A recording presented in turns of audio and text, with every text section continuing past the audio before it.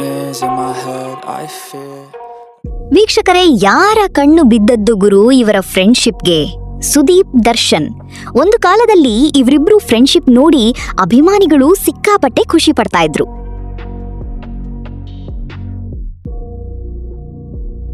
ಆದ್ರೆ ಅದು ಯಾರ ಕೆಟ್ಟ ದೃಷ್ಟಿ ಬಿತ್ತೋ ಏನೋ, ಇಬ್ರು ಕೂಡ ಅಜಾತ ಶತ್ರುಗಳ ಹಾಗೆ ದೂರಾಗಿ ಬಿಟ್ರು. ವೀಕ್ಷಕರೇ, ಒಂದು ಇಂಟ್ರೆಸ್ಟಿಂಗ್ ವಿಷಯ ಏನು ಗೊತ್ತಾ? ಫಸ್ಟ್ ಟೈಮ್ ದರ್ಶನ್ನ ಸುದೀಪ್ ನೋಡಿದ್ದು ಎಲ್ಲಿ ಗೊತ್ತಾ? ಸುದೀಪ್ ಚಿತ್ರರಂಗದಲ್ಲಿ ಮಿಂಚುತ್ತಿರುವ ಹೊತ್ತಿಗೆ ದರ್ಶನ್ ಅಸಿಸ್ಟೆಂಟ್ ಕ್ಯಾಮ್ರಾಮನ್ ಆಗಿ ಕೆಲಸ ಮಾಡ್ತಿದ್ರು. ಚಾಮುಂಡೇಶ್ವರಿ ಸ್ಟುಡಿಯೋದಲ್ಲಿ ಸುದೀಪ್ ಫಸ್ಟ್ ಟೈಮ್ ದರ್ಶನ್ನ ನೋಡಿದ್ದು ಕ್ಲಾಪ್ ಬೋರ್ಡ್ ಹಿಡ್ಕೊಂಡು ದರ್ಶನ್ ನಿಂತಿದ್ರು. ಸುದೀಪ್ ಅವರು ಅಲ್ಲಿ ಕೆಲಸ ಮಾಡ್ತಾ ಇರೋವರ ಹತ್ತಿರ ಆ ಹುಡುಗ ಯಾರು ಅಂತ ಕೇಳ್ತಾರೆ. ಆಗ ಅವರ ಹೆಸರು ದರ್ಶನ್ ಅಂತ, ತೂಗುದೀಪ ಶ್ರೀನಿವಾಸ್ ಅವರ ಮಗ ಅಂತ ಹೇಳ್ತಾರೆ. ಸುದೀಪ ಅವರಿಗೆ ಶಾಕ್ ಆಗತ್ತೆ. ಏನು, ತೂಗುದೀಪ ಶ್ರೀನಿವಾಸ್ ಅವರ ಮಗನ? ಅಷ್ಟು ದೊಡ್ಡ ಆಕ್ಟರ್ನ ಮಗನಾಗಿ ಇಲ್ಲಿ ಸೆಟ್ನಲ್ಲಿ ಕೆಲಸ ಮಾಡ್ತಾ ಇದ್ದಾರಾ ಅಂತ ಆಶ್ಚರ್ಯದಿಂದ ಕೇಳ್ತಾರಂತೆ. ಹೀಗೆ ದರ್ಶನ್ ಅವರು ಕ್ಯಾಮರಾ ಅಸಿಸ್ಟೆಂಟ್ ಆಗಿಯೇ ಕೆಲಸ ಮಾಡ್ತಾ ಇರ್ತಾರೆ. ಆದ್ರೆ ಒಂದು ಸಲಿ ಸುದೀಪ್ ಅವರಿಗೆ ಒಂದು ಸಿನಿಮಾದ ಆಫರ್ ಬರ್ತದೆ. ಆ ಸಿನಿಮಾ ಬೇರೆ ಯಾವುದೂ ಅಲ್ಲ, ಮೆಜೆಸ್ಟಿಕ್ ಸಿನಿಮಾ. ಈ ಸಿನಿಮಾದಲ್ಲಿ ನಟಿಸಲು ಸುದೀಪ್ಗೆ ಸಿನಿಮಾದ ಪ್ರೊಡ್ಯೂಸರ್ ಭಾಮಾ ಹರೀಶ್ ಅಡ್ವಾನ್ಸ್ ಕೂಡ ಕೊಟ್ಟಿದ್ರು. ಆದ್ರೆ ಸುದೀಪ್ ಆ ಸಮಯದಲ್ಲಿ ವಾಲಿ ಸಿನಿಮಾದಲ್ಲಿ ಬ್ಯುಸಿ ಇದ್ದದ್ದರಿಂದ ಟೈಮ್ ಸೆಟ್ ಆಗದೆ, ನೀವು ಒಂದು ಕೆಲಸ ಮಾಡಿ, ತೂಗುದೀಪ ಶ್ರೀನಿವಾಸ್ ಅವರ ಮಗ ದರ್ಶನ್ ಅಂತ ಇದ್ದಾನೆ, ನನಗೆ ಪರಿಚಯ ಇಲ್ಲ, ಅವನನ್ನ ನಾನು ಸಿನಿಮಾ ಸೆಟ್ಟಲ್ಲಿ ನೋಡಿದ್ದೆ, ನೋಡಕ್ಕೆ ಚೆನ್ನಾಗಿದ್ದಾನೆ, ಹೈಟ್ ಆಗಿ, ನೀವು ಒಂದ್ಸಲಿ ಅವನ್ನ ಕಾಂಟ್ಯಾಕ್ಟ್ ಮಾಡಿ ಅವನಿಗೆ ಒಂದು ಅವಕಾಶ ಕೊಡಿ ಅಂತ ಸುದೀಪ್ ಅವರೇ ದರ್ಶನ್ ಅವರನ್ನ ಮೆಜೆಸ್ಟಿಕ್ ಸಿನಿಮಾಗೆ ಸಜೆಸ್ಟ್ ಮಾಡ್ತಾರೆ. ಸರಿ ಎಂದು ಬೇರೆಯವರ ಬಳಿ ದರ್ಶನ್ ನಂಬರ್ ಪಡೆದುಕೊಂಡು ಭಾಮಾ ಹರೀಶ್ ಕಾಲ್ ಮಾಡ್ತಾರೆ. ದರ್ಶನ್ ಎಲ್ಲಿದ್ದೀಯಾ ಅಂತ ಕೇಳಿದಾಗ ರಿಂಗ್ ರೋಡ್ ಬಳಿ ಬೈಕ್ನಲ್ಲಿ ಹೋಗ್ತಾ ಇದ್ದೀನಿ ಅಂತ ದರ್ಶನ್ ಹೇಳ್ತಾರೆ. ಆಗ ನಮ್ಮ ಆಫೀಸ್ಗೆ ಬಾ ಅಂತ ಕರೀತಾರೆ. ಅಲ್ಲಿ ದರ್ಶನ್ ಆಫೀಸ್ಗೆ ಹೋದಾಗ ಅವರಿಗೆ ಕಥೆ ಹೇಳಿ ನಿನ್ನನ್ನ ಈ ಸಿನಿಮಾಗೆ ನಾಯಕನಾಗಿ ಆಯ್ಕೆ ಮಾಡಿದ್ದೀವಿ ಅಂತ ಹೇಳ್ತಾರೆ. ದರ್ಶನ್ಗೆ ಒಂದು ಚಾನ್ಸ್ ಬೇಕಿತ್ತು. ಸಿಕ್ಕ ಎಲ್ಲ ಅವಕಾಶವನ್ನ ದರ್ಶನ್ ಚಿಕ್ಕ ಪಾತ್ರವಾದ್ರೂ ಕೂಡ ಓಕೆ ಅಂತಾನೆ ಹೇಳ್ತಿದ್ರು. ದರ್ಶನ್ಗಿಂತ ಪರಿಸ್ಥಿತಿ ಇದ್ದಾಗ ಈ ಅವಕಾಶ ದೊಡ್ಡ ನಿಧಿ ಸಿಕ್ಕಿದ ಹಾಗೆ ಆಗಿತ್ತು. ಸಿನಿಮಾಗೆ ಹೀರೋ ಆಗ್ತೀನಿ ಅನ್ನೋ ಖುಷಿ ದರ್ಶನ್ಗೆ. ಆದರೂ ದರ್ಶನ್ಗೆ ಗೊಂದಲ ಇರತ್ತೆ, ನನ್ನನ್ನ ಹೀರೋ ಮಾಡೋದು ಕನ್ಫರ್ಮ್ ಹೌದಲ್ವಾ ಅಂತ. ದರ್ಶನ್ನ ಫೋಟೋ ಶೂಟ್ ಕೂಡ ಆಗತ್ತೆ. ಒಂದು ದಿನ ಡೈರೆಕ್ಟರ್, ಪ್ರೊಡ್ಯೂಸರ್, ದರ್ಶನ್ ಎಲ್ಲರೂ ಕೂಡ ಅಲ್ಲೇ ಕುಳಿತುಕೊಂಡು ಮಾತನಾಡ್ತಾ ಇರುವಾಗ ಒಬ್ಬರು ವ್ಯಕ್ತಿ ಬರ್ತಾರೆ. ನಿಮ್ಮ ಸಿನಿಮಾಗೆ ಯಾರೋ ದರ್ಶನ್ ಅಂತ ಆಕ್ಟಿಂಗ್ ಬರ್ದೇ ಇರೋ ಹುಡುಗನ್ ಹಾಕೊಂಡು ಸಿನಿಮಾ ಮಾಡ್ತಾ ಇದ್ದೀರಾ ಅಂತ ಹೇಳ್ತಾ ಇದ್ರು. ನಾನ್ ನಿಮಗೆ 15 ಲಕ್ಷ ಕೊಡ್ತೀನಿ, ನನ್ನನ್ನ ಹಾಕೊಂಡು ಸಿನಿಮಾ ಮಾಡಿ ಅಂತ ಕೇಳ್ಕೊಳ್ತಾರೆ. ಅವರಿಗೆ ದರ್ಶನ್ ಅಂದ್ರೆ ಯಾರೆಂದು ಗೊತ್ತಿರಲ್ಲ. ಹಾಗಾಗಿ ಅಲ್ಲಿ ಕುಳಿತಿರುವ ವ್ಯಕ್ತಿ ದರ್ಶನ್ ಎಂದು ಅವರಿಗೆ ಗೊತ್ತಿರೋದಿಲ್ಲ. ದರ್ಶನ್ಗೆ ಒಳಗೊಳಗೆ ಭಯ ಶುರುವಾಗತ್ತೆ. ದುಡ್ಡು ಬೇರೆ ಕೊಡ್ತಾರೆ ಅಂತ ಹೇಳ್ತಾ ಇದ್ದಾರೆ. ದುಡ್ಡಿನ ಆಸೆಗೆ ಇವರು ನನ್ನನ್ನು ಬಿಟ್ಟು ಅವನನ್ನ ಹಾಕೊಂಡು ಸಿನಿಮಾ ಮಾಡ್ತಾರೇನೋ ಅಂತ ಒಳಗೊಳಗೆ ಭಯ ಶುರುವಾಗತ್ತೆ. ಹೀಗೆ ತುಂಬಾ ದಿನ ಆ ಸಿನಿಮಾದ ಶೂಟಿಂಗ್ ಮುಂದೆ ಹೋಗ್ತಾನೆ ಇರುತ್ತೆ. ಒಂದು ದಿನ ದರ್ಶನ್ಗೆ ತಡೆದುಕೊಳ್ಳಲಾಗದೆ ಸೀದಾ ಬೆಳಗಿಗೆ ಬೇಗ ಪ್ರೊಡ್ಯೂಸರ್ ಭಾಮಾ ಹರೀಶ್ ಮನೆಗೆ ಬರ್ತಾರೆ. ಆಗ ಅವರ ಮನೆಯ ಮುಂಭಾಗದಲ್ಲಿ ಭಾಮಾ ಹರೀಶ್ ತಾಯಿ ರಂಗೋಲಿ ಹಾಕ್ತಾ ಇರ್ತಾರೆ. ಆಗ ದರ್ಶನ್ ಅವರ ಬಳಿ ಅಳುತ್ತಾ, ಅಮ್ಮ ಹೀಗೆ ಆಯ್ತು, ಈಗ ಇವರು ನನ್ನನ್ನು ಬಿಟ್ಟು ಅವನನ್ನ ಸಿನಿಮಾಗೆ ಹಾಕೊಳ್ತಾರೆ ಅನ್ಸುತ್ತೆ ಅಂತ ಅಳುತ್ತಾ ದರ್ಶನ್ ಅವರ ತಾಯಿ ಬಳಿ ಹೇಳ್ತಾರಂತೆ. ಅವರ ತಾಯಿ ದರ್ಶನನ್ನ ಕುಳಿತುಕೊಳ್ಳಲು ಹೇಳಿ ಸೀದಾ ಮಗನ ಬಳಿ ಹೋಗಿ ಆ ಹುಡುಗನಿಗೆ ಸಿನಿಮಾಗೆ ಹೀರೋ ಮಾಡ್ತೀನಿ ಅಂತ ಹೇಳಿ ಯಾರು ದುಡ್ಡು ಕೊಡ್ತಾನೆ ಅಂತ ಬಂದಾಗ ಅವನನ್ನು ಬಿಟ್ಟು ಬೇರೆಯವರ ಹೀರೋ ಮಾಡೋಕೆ ಹೊರಟಿದ್ದೀಯಂತೆ ಹೌದಾ ಅಂತ ಅಮ್ಮ ಕೇಳ್ತಾರಂತೆ. ಆಗ ಪ್ರೊಡ್ಯೂಸರ್, ನಾನ್ ಯಾವತ್ತಾದ್ರೂ ಕೊಟ್ಟ ಮಾತಿಗೆ ತಪ್ಪಿದ್ದೀನಾ? ಒಂದು ಬಾರಿ ಭಾಷೆ ಕೊಟ್ಮೇಲೆ ಮುಗಿತು, ಅವನೇ ನಮ್ಮ ಸಿನಿಮಾದ ಹೀರೋ ಅಂತ ಹೇಳ್ತಾರೆ.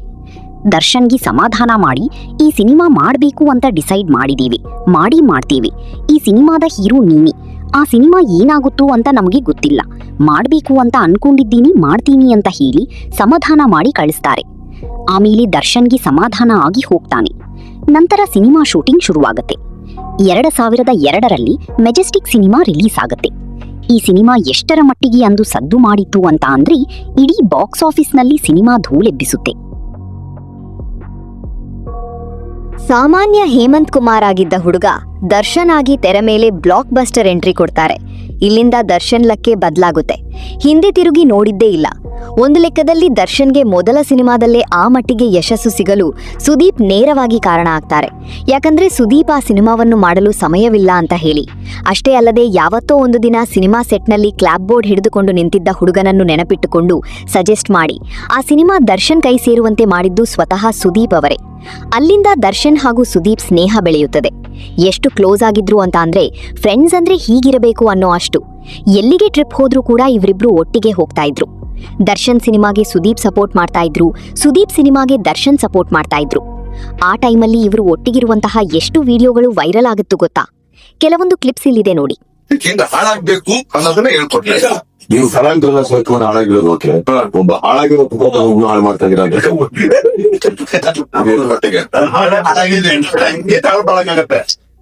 ಆಕ್ಚುಲಿ ನಿಮ್ಮ ನೀವು ಕೇಳ್ತಾರ ಪ್ರಶ್ನೆನೇ ಸರಿ ಅನ್ಸುತ್ತೆ. ಕೇಳ್ತಾರ ಪ್ರಶ್ನೆ ಸರಿ ಇಲ್ಲ. ಅವ್ರು ಯಾವಾಗ ಚೆನ್ನಾಗಿರೋರ್ನ ಹಾಳು ಮಾಡ್ತಾ ಇಲ್ಲ ಅಂದ್ರೆ ಓಕೆ, ಬಟ್ ಹಾಳಾಗಿದ್ದವ್ರನ್ನ ಹಾಳಾಗ್ತಿದ್ದೀರ ಅಂತ ಹೇಳೋದಿಲ್ಲ. ಯಾರು ಬುದ್ಧವಾಗಿಲ್ಲ. ಆಮೇಲೆ ನಿಮ್ಮ ಪ್ರಶ್ನೆಗೆ ಉತ್ತರನೇ ಇಲ್ಲ.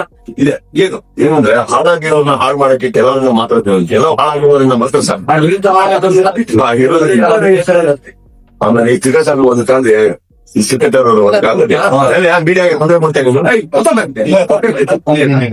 ಒಂದ್ಸಾದ್ಮೇಲೆ ತುಂಬಾ ಒಳ್ಳೆ ರಾಜ್ ಪ್ರಮುಖ ಆಗಿದ್ದಂತವ್ರು ನಿಮ್ಗೆ ಗೊತ್ತಿಲ್ಲ ಗೊತ್ತಿಲ್ವ, ಈಗ ಅಸಿಸ್ಟೆಂಟ್ ಕೋಚ್ ಬೇರೆ ಆಗಿರೋದು.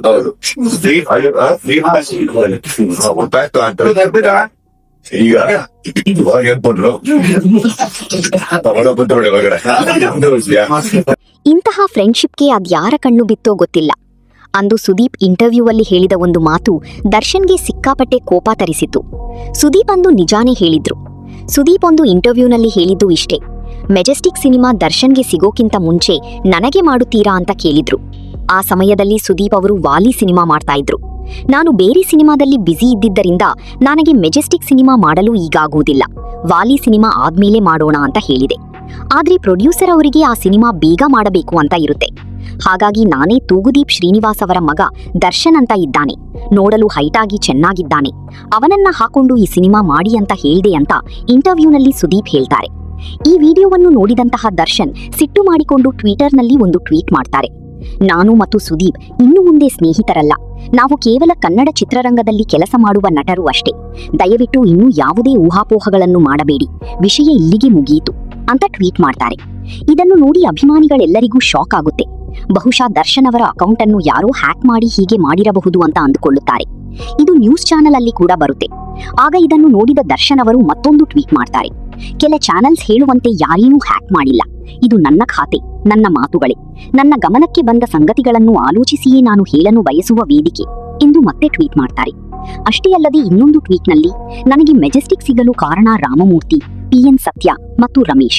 ಇದೇ ಮೊದಲ ಬಾರಿಗೆ ಈ ವಿಡಿಯೋ ನೋಡಿದಾಗ ನನ್ನ ಮನಸ್ಸಿಗೆ ನೋವಾದಂತೂ ನಿಜ. ಈ ಹೇಳಿಕೆ ನೀಡಿದ್ದೇಕೆ? ಸುದೀಪ್ ರವರು ಕ್ಲಾರಿಟಿ ನೀಡಲಿ ಎಂದು ಮತ್ತೆ ಟ್ವೀಟ್ ಮಾಡಿ ಹೇಳುತ್ತಾರೆ. ಆದರೆ ಸುದೀಪ್ ಅವರು ಈ ಬಗ್ಗೆ ರಿಯಾಕ್ಟ್ ಮಾಡಲು ಹೋಗೋದಿಲ್ಲ. ನಂತರ ಮೀಡಿಯಾದವರು ಸೀದಾ ಹೋಗಿ ಮೆಜೆಸ್ಟಿಕ್ ಸಿನಿಮಾದ ಪ್ರೊಡ್ಯೂಸರ್ ಆದಂತಹ ಭಾಮಾ ಹರೀಶ್ ಅವರ ಬಳಿ ಕೇಳ್ತಾರೆ. ಆಗ ಅವರು ಈ ಬಗ್ಗೆ ಕ್ಲಾರಿಟಿ ಕೊಟ್ಟು, ಹೌದು, ಮೊದಲು ಸುದೀಪ್ ಅವರಿಗೆ ಈ ಸಿನಿಮಾದ ಆಫರ್ ನೀಡಿದ್ದು ನಾವು, ಅವರಿಗೆ ಅಡ್ವಾನ್ಸ್ ಕೂಡ ನೀಡಿದ್ವಿ. ಆದ್ರೆ ಅವರು ಬೇರೆ ಸಿನಿಮಾದ ಶೂಟಿಂಗ್ನಲ್ಲಿ ಬ್ಯುಸಿ ಇದ್ದರಿಂದ ಟೈಮ್ ಸಿಗದೆ ಈ ಸಿನಿಮಾ ಮಾಡಲು ಆಗಲಿಲ್ಲ. ಸ್ವತಃ ಅವರೇ ತೂಗುದೀಪ್ ಶ್ರೀನಿವಾಸ್ ಅವರ ಮಗ ದರ್ಶನ್ ಅಂತ ಇದ್ದಾರೆ, ಅವರನ್ನು ನೋಡಿ ಎಂದು ಸಜೆಸ್ಟ್ ಮಾಡಿದ್ದು ಅಂತ ಹೇಳ್ತಾರೆ. ಆದ್ರೆ ದರ್ಶನ್ಗೆ ಇದ್ಯಾವುದನ್ನೂ ಕೂಡ ಒಪ್ಪಿಕೊಳ್ಳಲು ಇಷ್ಟನೇ ಇರಲಿಲ್ಲ. ಅಷ್ಟೇ ಅಲ್ಲದೆ ಇದು ದರ್ಶನ್ಗೆ ಸಿಕ್ಕಾಪಟ್ಟೆ ಕೋಪ ತರಿಸಿತ್ತು. ದರ್ಶನ್ ಸುದೀಪ್ ಇಬ್ಬರಿಗೂ ಕೂಡ ಕೋಪದ ವಿಷಯದಲ್ಲಿ ಸ್ವಲ್ಪ ಕಂಟ್ರೋಲ್ ಕಮ್ಮಿನೇ.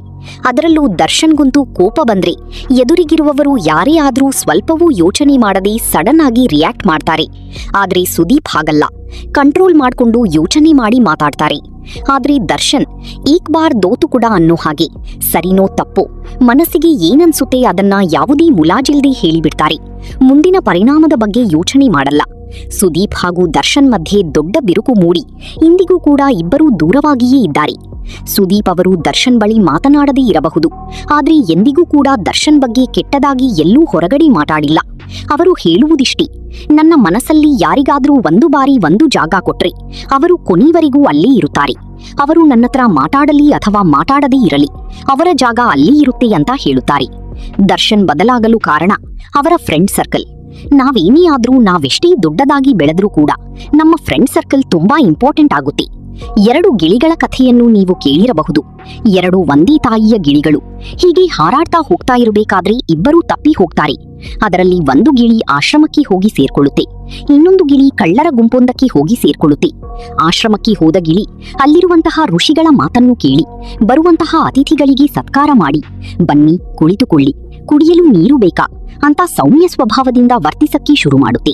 ಆದರೆ ಕಳ್ಳರು ಗುಂಪು ಸೇರಿದ ಗಿಳಿ ಬಂದವರಿಗೆ ಹುಡಿರಿ, ಬಡಿರಿ, ಅವನನ್ನ ಸಾಯಿಸಿ, ಕೊಚ್ಚಿರಿ ಇಂತಹ ಮಾತುಗಳನ್ನ ಕಲಿತುಕೊಳ್ಳುತ್ತದೆ. ದರ್ಶನ್ ಪರಿಸ್ಥಿತಿಯು ಬರಬರುತ್ತಾ ಹಾಗೆ ಆದದ್ದು. ಅವರನ್ನು ಹತ್ತಿರದಿಂದ ನೋಡಿದಂತಹ ಕೆಲವು ಆಕ್ಟರ್ಸ್ ಆಗಿರಬಹುದು, ಪ್ರೊಡ್ಯೂಸರ್ ಆಗಿರಬಹುದು, ಹೇಳುವುದು ಇಷ್ಟೇ, ದರ್ಶನ್ ಮಗುವಿನಂತ ಮನಸ್ಸಿರುವ ವ್ಯಕ್ತಿ. ಅವನು ಬೇರೆಯವರು ಯಾರೇ ಏನೇ ತಲೆಗೆ ತುಂಬಿದ್ರೂ ಅದನ್ನ ನಂಬುತ್ತಾನೆ. ಕೆಲವೊಂದು ಬಕೆಟ್ಗಳು ಅವನ ತಲೆಗೆ ವಿಷದ ಬೀಜವನ್ನ ಬಿತ್ತಿ ಅವನು ಈ ರೀತಿ ಹಾದಿ ತಪ್ಪುವಂತೆ ಮಾಡಿದ್ದು. ದರ್ಶನ್ ಈ ಪರಿಸ್ಥಿತಿಗೆ ಅವರೇ ಕಾರಣ ಎಂದು ಹತ್ತಿರದಿಂದ ಬಲ್ಲವರು ಹೇಳ್ತಾರೆ. ಅದೇನೇ ಆದ್ರೂ ಕೂಡ ಇಂದಿಗೂ ಕೂಡ ಅದೆಷ್ಟೋ ಅಭಿಮಾನಿಗಳು ಮತ್ತೆ ಸುದೀಪ ಹಾಗೂ ದರ್ಶನ್ ಅವರು ಒಂದಾಗ್ಬೇಕು ಅಂತ ಕಾಯ್ತಾ ಇದ್ದಾರೆ. ಫ್ರೆಂಡ್ಶಿಪ್ ಮಾಡೋದು ತುಂಬಾ ಈಸಿ, ಆದ್ರೆ ಆ ಫ್ರೆಂಡ್ಶಿಪ್ ನ ಉಳಿಸ್ಕೊಂಡು ಬೆಳೆಸ್ಕೊಂಡು ಅಡ್ಜಸ್ಟ್ ಮಾಡ್ಕೊಂಡು ಮಾಡಾನೆ.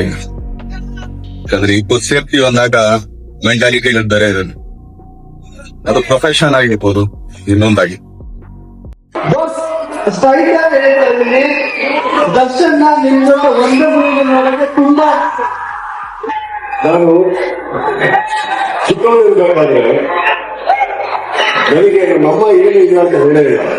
ನಾನೇನ್ ಕೇಳಿಸೋದು ನಮ್ಮ ತಾಯಿ ಕೊಡಿಸೋದು. ನಮ್ಮ ತಾಯಿ ಕೇಳಿದ್ರೆ, ಅಮ್ಮ ಸೂರ್ಯ ಚಂದ್ರ ಯಾಕೆ ಒಟ್ಟು ಕಾಣಿಸ್ತಾರಲ್ಲ ಅಂತ. ನಮ್ಮ ತಾಯಿ ಹೇಳಿದ್ರು, ಏನ್ ಮಾಡ್ಬೇಕಂದ್ರೆ ಸೂರ್ಯ ಬಂದಾಗ ಬೆಳಕಾಗತ್ತೆ, ಚಂದ್ರ ಬಂದಾಗ ಕರ್ಕಾಗತ್ತೆ, ನಾನು ಅಲ್ಲೇ ಸರಿ ಇಲ್ಲೇ ಸರಿ.